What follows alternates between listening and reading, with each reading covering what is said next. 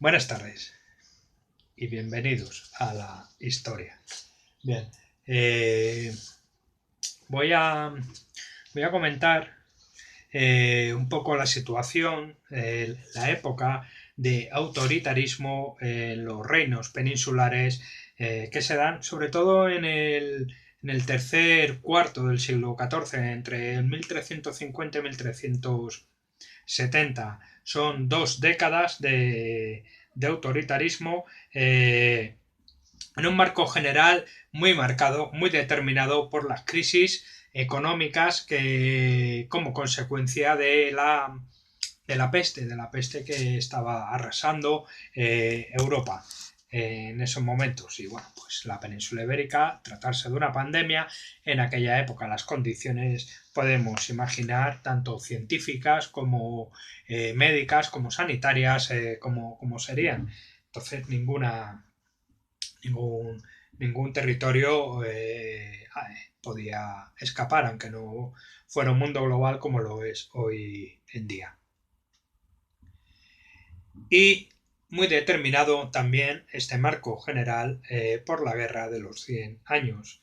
Una guerra en la que estaban envueltas muchas potencias europeas, pero principalmente enfrentaba a Francia con Inglaterra, y en la cual los reinos peninsulares tampoco, al igual que la peste, pueden escapar de aquella, de tomar partido, de verse implicados de alguna manera, más o menos directa en alguna época u otra. La crisis del feudalismo en este marco general lo que hace es reforzar el poder real, que se constituye como una realidad también debido a la crisis económica y al aumento de la importancia de un grupo emergente que es la burguesía comercial, en detrimento de la vieja aristocracia. Por otro lado, también asistimos con mayor intensidad en esta segunda mitad del siglo XIV a una serie de cambios en la monarquía, de cambios dinásticos. En Francia acceden al poder los Valois, en Castilla los Trastámara, con Enrique II, el hijo de Enrique II y su amante Leonor, que lucha contra Pedro I en una cruenta guerra civil en la que se ve involucrado, como ahora veremos también, la que se mezcla con la guerra contra Aragón, entre Aragón y Castilla. En Aragón también hay un cambio dinástico. Poco más tarde, los Trastámara también acceden a la monarquía aragonesa. Y en Portugal asistimos también al cambio de dinastía con la casa Avis, João I, João, entre el año 1385 y 1433 fue su reinado. En Inglaterra también los Lancaster acceden, esa nueva casa accede a una nueva dinastía, a la corona.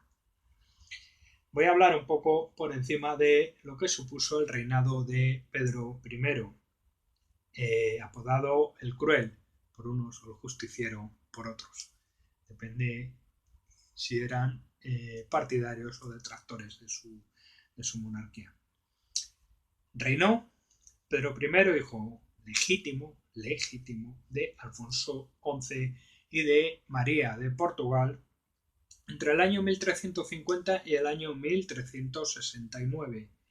Está apodado el Cruel por sus detractores, aunque no fue ni más ni menos cruel que otros reyes de la época. Asciende justo con la extensión de la peste. Tuvo que gestionar un reino, el reino de Castilla, inmerso en una profunda crisis demográfica como consecuencia de esta peste, y también económica. Y también asciende al reinado en la fase álgida de la guerra de los 100 años. Como hemos visto, no era posible mantener la neutralidad y había que tomar partido en uno antes o después. ascendió al trono joven y asesorado por una especie de valido que era Juan Alfonso de Alburquerque. Durante su infancia vivió junto a su madre acorralado por los Trastámara, por la familia que en esa época no era Trastámara todavía. Ese fue el poder que le dio el rey Alfonso XI a sus hijos ilegítimos, cuyo primogénito era Enrique, y su madre Leonor de Guzmán. Arrinconaron a María y a Pedro I en la corte. Incluso llegó esta Leonor de Guzmán, llegó a suplantar a María de Portugal en funciones en el desempeño del papel de reina.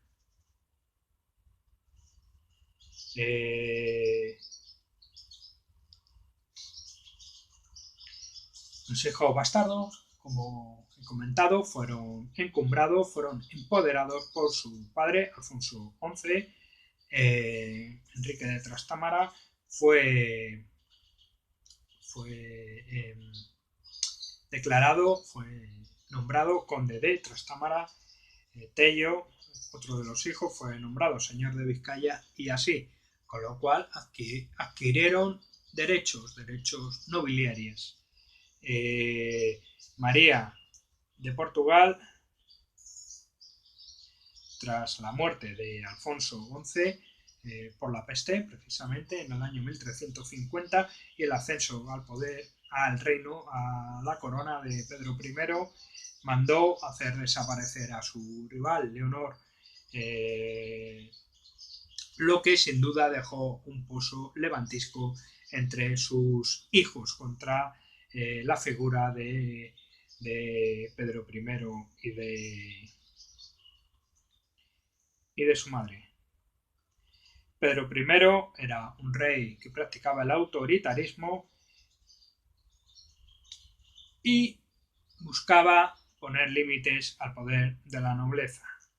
Probablemente favoreció a esa ascendente burguesía en detrimento de los privilegios de la vieja nobleza.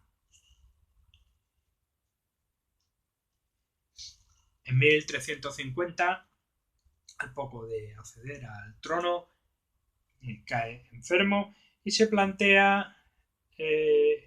empieza a plantear un problema sucesorio.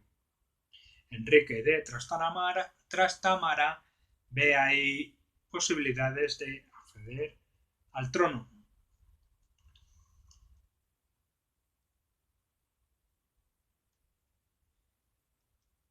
Bueno, otro de los problemas a los que tuvo que hacer frente Pedro I fue el problema de las beetrías.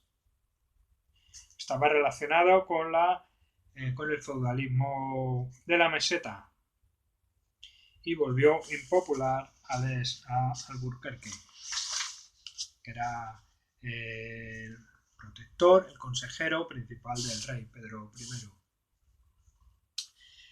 Alburquerque intentó el matrimonio de Pedro con Blanca Borbón de Francia, que fracasó, ese proyecto fracasó. Pedro abandonó a Blanca al día siguiente, no sé si llegó a casarse o en cuanto llegó a la corte, y esto pues dio lugar a la caída de Alburquerque. Blanca de Borbón fue recluida en Medina del Campo y esta cuestión fue utilizada como pretexto por una parte de la nobleza para iniciar revueltas. El rey es hecho prisionero y vejado por esta nobleza, el rey Pedro I, y en el año 1355 es liberado. Y de ahí salió gran crueldad de Pedro contra los nobles y contra los trastámaras. Su madre huye a Portugal, su tierra, y Pedro I rompe con la diplomacia que tenía con Francia e inicia campañas contra Aragón. Aragón estaba en ese momento En el trono, Pedro IV el Ceremonioso. Pedro IV el Ceremonioso, consulto mis árboles genealógicos, reina entre el año 1336 y el año 1387. Efectivamente. Algunos creen que es el momento, con Pedro IV el Ceremonioso, que es el momento de mayor plenitud de la historia de Cataluña y el inicio también de su decadencia por las consecuencias de la peste también. Tuvo un reinado larguísimo, más que el de Pedro I de Castilla, que sucumbió ante Trastámara, y Pedro I de Portugal, que reinó entre el año 1357 y 1367, una década.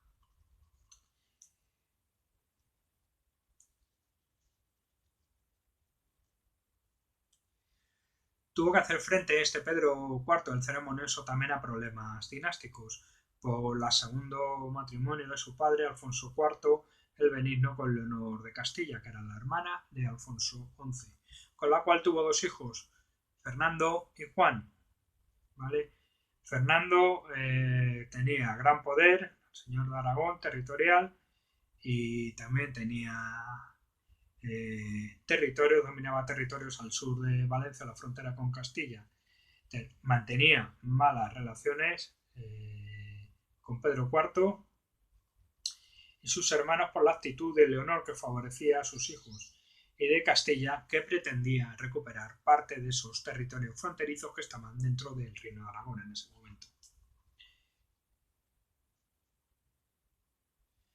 A la muerte de su viuda, este Pedro IV, ceremonioso, y se casa de nuevo por tercera vez, creo, con Leonor de Sicilia, con la cual tiene dos hijos, dos herederos más, Juan I y Martín el Humano, que serían los dos reyes. Juan I reinaría en Aragón entre el 1387 y 1396 y Martín I el Humano, el último representante de la dinastía, entre el año de Barcelona, entre el año 1396 y 1410. Mantenía malas relaciones con sus hermanos de padre. Durante la segunda mitad del siglo XIV conquista Mallorca, como hemos visto, y se impone a los unionistas de Aragón y tiende su reinado al autoritarismo monárquico. En 1350 nace su heredero primogénito Juan. Sería Juan I. Sicilia se incorporó a Aragón con Pedro III el Grande. Se constituye en reino con Jaime de Aragón, que renuncia por el Tratado de Hernani en 1295, como hemos visto ya en varias ocasiones, y se reincorpora a Aragón por empeño de Pedro IV, mediante una hábil diplomacia matrimonial. Por circunstancias matrimoniales, tras la muerte de Luis I de Sicilia en el año 1355, el heredero Federico III, hermano de Luis I de Sicilia, se casa con Constanza, hija de Pedro IV el Ceremonioso, con lo cual crece el protagonismo de Pedro IV en cuanto a la corona de Sicilia, el reino de Sicilia. Federico III de Sicilia, entre 1285 y 1291, se casa con Constanza y tienen una hija, María, que tendrá un papel fundamental en este proceso de asimilación de la corona de Sicilia a la corona de Aragón. A la muerte de la esposa de Federico III, Constanza se casa con Juana I de Nápoles, Federico III, en el año 1372. El derecho de sucesión de Juana I a Sicilia es reconocido si moría sin descendencia, este Federico III.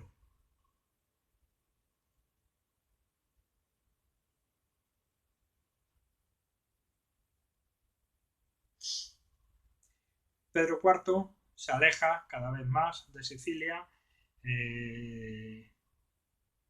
por discrepancias y por, bueno, no sé, por una serie de motivos que desconozco, la verdad. Atenas y Pátrida se acercan, sin embargo, a Pedro IV por la mala situación de Sicilia. A la muerte de Federico III de Sicilia en el año 1377, Pedro IV es nombrado duque por las autoridades de los territorios de Atenas y Neopátrida, y el rey incorpora un gran territorio al sur de los Balcanes. A la muerte de Federico III de Sicilia, hereda su heredera María, la hija que había tenido con Constanza de 15 años, intentan que sea investida por el Papa. Y surge un nuevo obstáculo por su abuelo, Federico II. Esto es un follón tremendo. Excluyó a las mujeres del trono. Pedro IV, entonces, se entiende que el derecho sucesorio le corresponde a él y el Papa dice que no quiere al rey de la corona de Aragón, Pedro IV, el ceremonioso. En este caso era el Papa Gregorio IX, y corona a María, la hija de Federico III de Sicilia y de Constanza. Muerto el Papa Gregorio IX, Pedro IV tenía el trono de Sicilia más fácil, por la disputa de los dos pontífices que en ese momento luchaban por el papado e intentaban atraerse hacia su causa al mayor número posible de apoyos.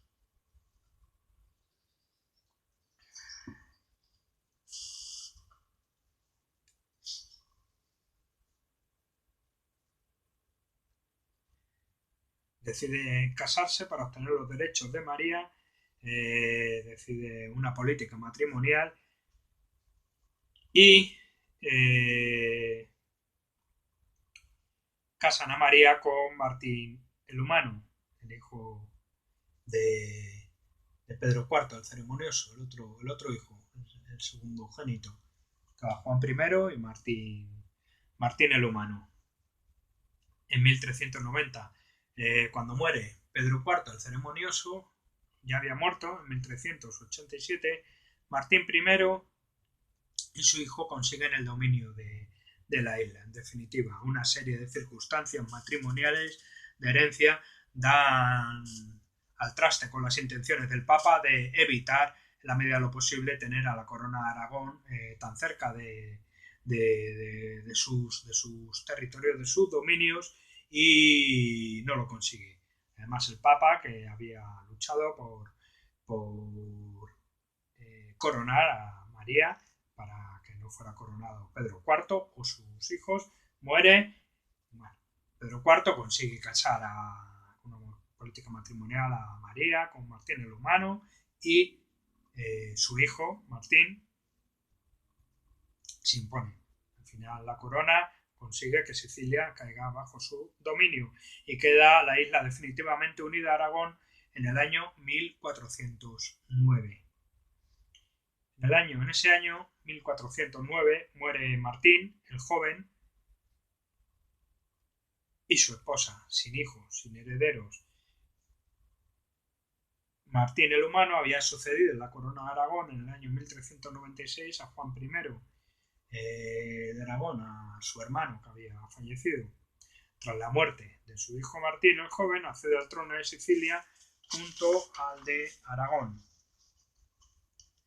Y de esta manera queda ligado, pero sabemos que a partir de ese año también muere Martín I y se abre un periodo de interregno que daría luego lugar al compromiso de Caspe, que veremos más adelante, el famoso compromiso de Caspe. Enfrentamientos entre Aragón y Castilla, la guerra de los Pedros, de los dos Pedros, como se ha venido a llamar, Pedro I, el cruel, y Pedro IV, el ceremonioso. En 1356, tras apaciguar las revueltas nobiliarias, se inicia la primera guerra de los Pedros, la primera guerra entre Castilla y Aragón. Pedro I, por un lado, pretendía recuperar los territorios fronterizos en Murcia, en la zona de Murcia, y ambos buscaban la hegemonía peninsular de sus reinados. En Castilla tenían presencia los infantes de Aragón, que eran contrarios a Pedro I, y por otro lado Castilla mantenía buenas relaciones en esa época con Génova, como hemos visto, que era contraria a Aragón, pugnaba por el control del Mediterráneo, una potencia comercial, Génova, que además estaba inmiscuida en la guerra de los 100 años, esta guerra que afectaba a las potencias europeas. Se busca, como siempre que se quiere hacer la guerra, se busca una excusa, unos apresamientos de barcos en Piacenza, que era aliada de Génova, por una armada catalana en Sanlúcar.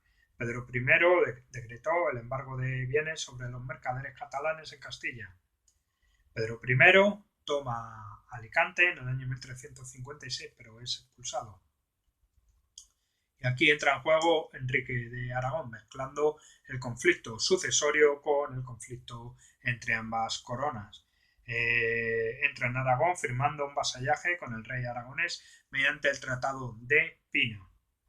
Castilla, a su vez, toma Tarazona, y lo que luego pierde más adelante, y da lugar a una tregua, la tregua de Tudela, que no era una tregua para buscar la paz, sino para prepararse y para rearmarse. Castilla prepara una ofensiva y en Aragón Pedro el Ceremonioso atrae de nuevo al infante Fernando, buscando alianza, rearmándose diplomática y militarmente.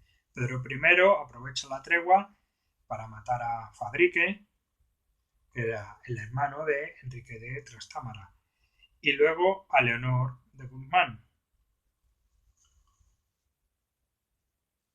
Con lo cual fomenta el odio y la desconfianza entre sus propios fieles. En el año 1358 se reanuda la guerra contra Aragón, que supone un fracaso de Castilla.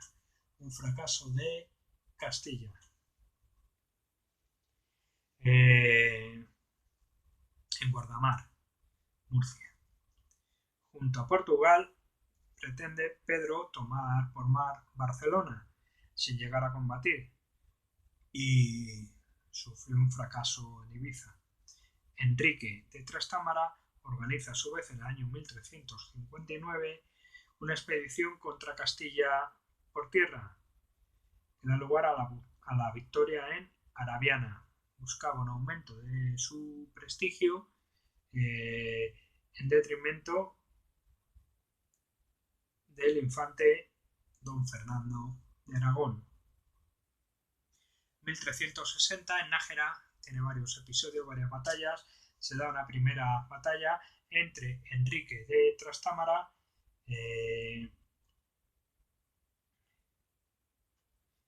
y Pedro I, que obtuvo la victoria.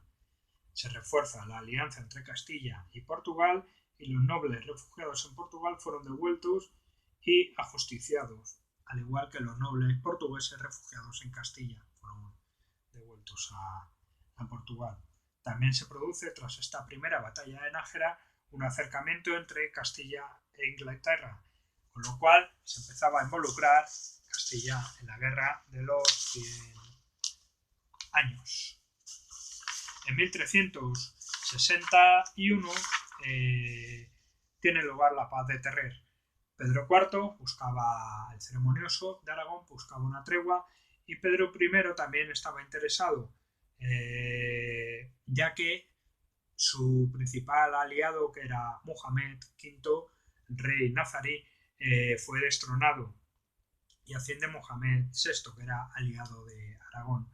Pedro I renuncia a sus aspiraciones territoriales y Pedro IV prescinde de Enrique de Trastámara, que en este caso, en este momento, huye a Francia. Se intenta una alianza matrimonial que no sale, que ese proyecto no llega a buen puerto. Era casar a la hija de Pedro IV con Pedro I y al hijo de Pedro I con Leonor, hermana de Pedro IV. Ambos proyectos fueron descartados finalmente. La paz de Terrer, que fue una tregua, mientras duró, sucedieron hechos en cuanto a los aliados. Mohamed VI, que había derrocado a Mohamed V, es asesinado por Pedro el Cruel y restaura en el trono a Mohamed V, su aliado nazarí, emprendiendo una ofensiva contra Aragón. Se ve fuerte Pedro I con la restitución en el trono de Mohamed V y bueno, emprende la ofensiva. En 1362 se firma una alianza más consolidada entre Inglaterra y Castilla, que provoca la caída de Calatayud en este contexto bélico y buscaba el objetivo de controlar Zaragoza. El conflicto se internacionaliza, por tanto, con la entrada de Inglaterra apoyando a Francia y Aragón se alía con Francia.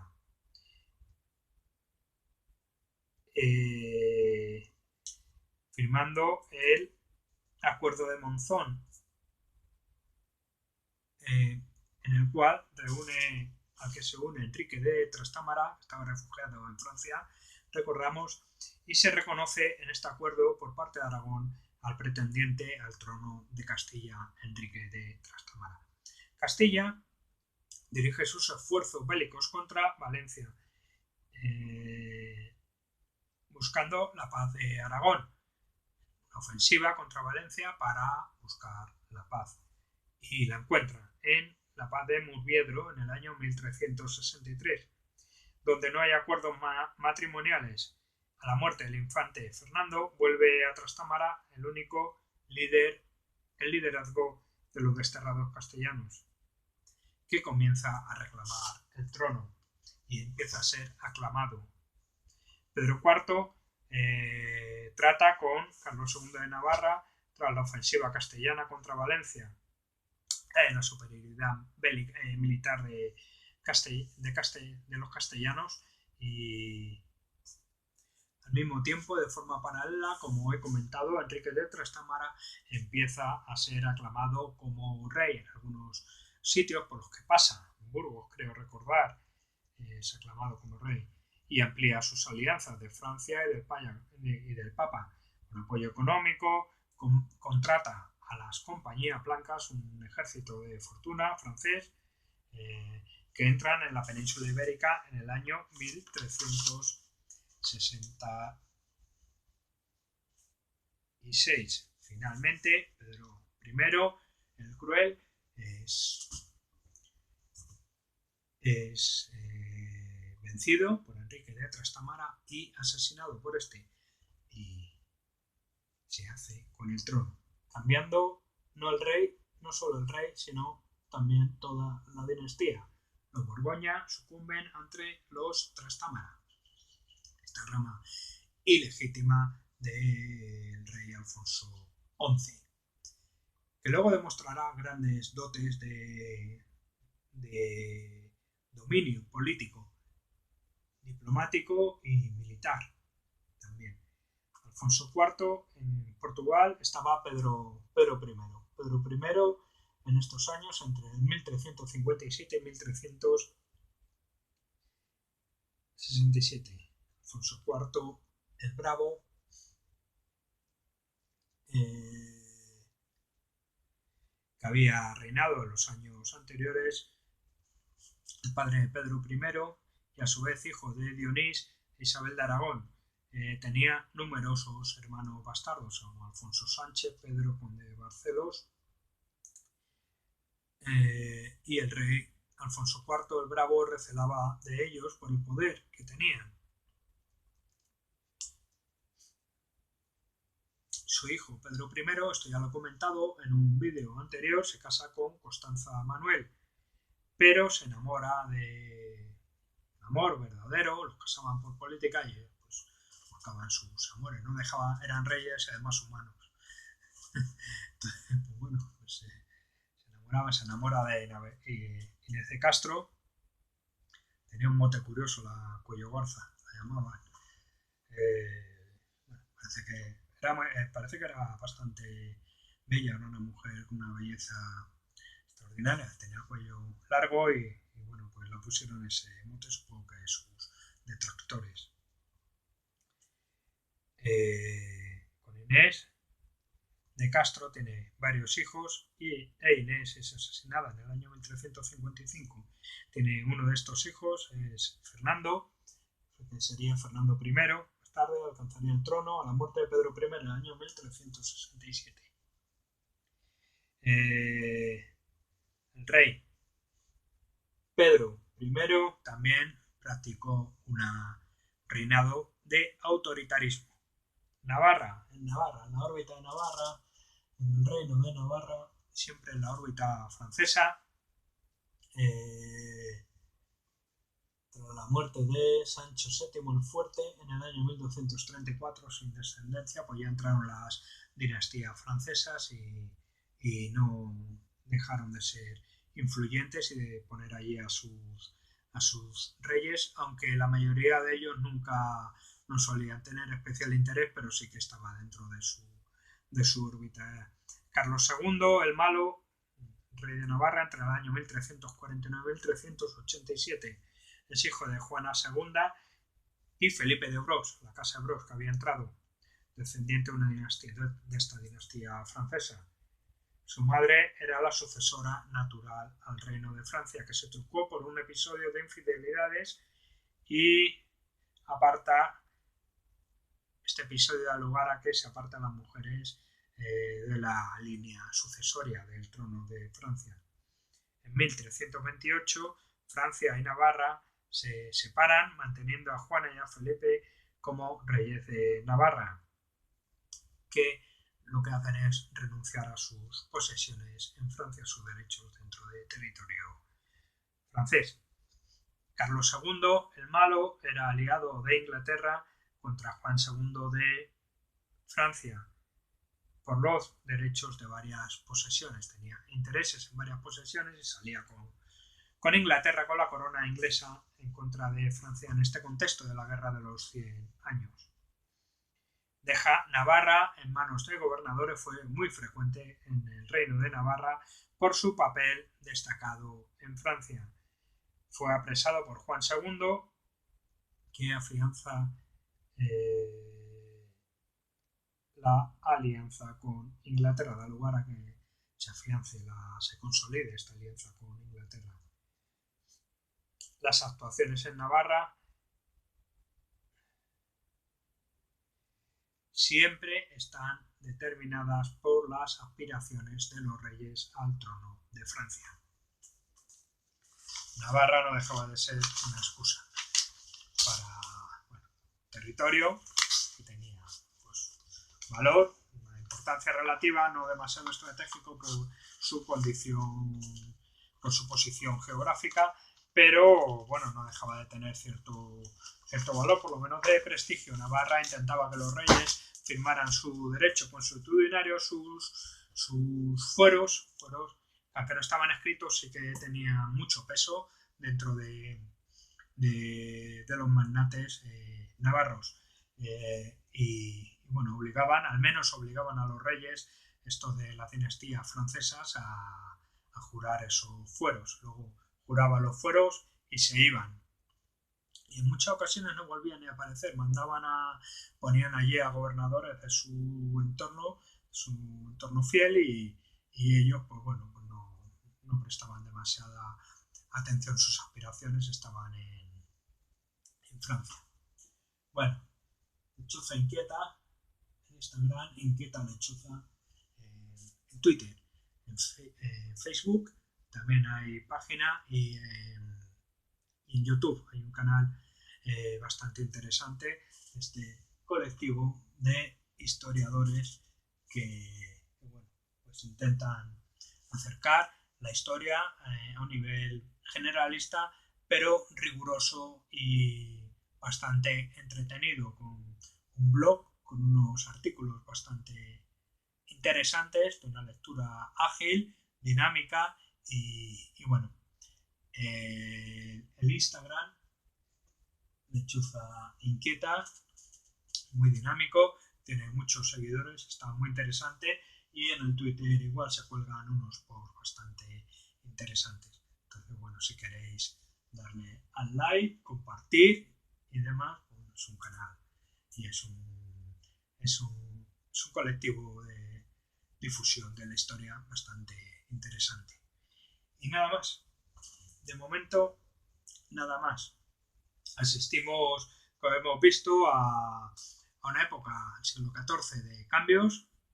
Insisto en este concepto de asociar el siglo XIV con los cambios, con las crisis, cambios dinásticos, cambios económicos, cambios en el orden, las estructuras sociales y cambios en la monarquía que finalmente consigue imponer el autoritarismo, el centralismo más en Castilla, más en Portugal, mucho menos en Aragón debido a los condicionantes, como he comentado, pero sí que se van dando pasos hacia unas nuevas formas de Estado. Estamos saliendo del feudalismo en el siglo XIV, muy condicionado por la peste, por la guerra de los 100 años. Este siglo es un siglo muy violento, es un siglo muy de cambios y por lo tanto es muy violento. Y nos vamos acercando a una nueva etapa histórica, la edad moderna. Nada más, no me enrollo más. Muchas gracias. Nos vemos.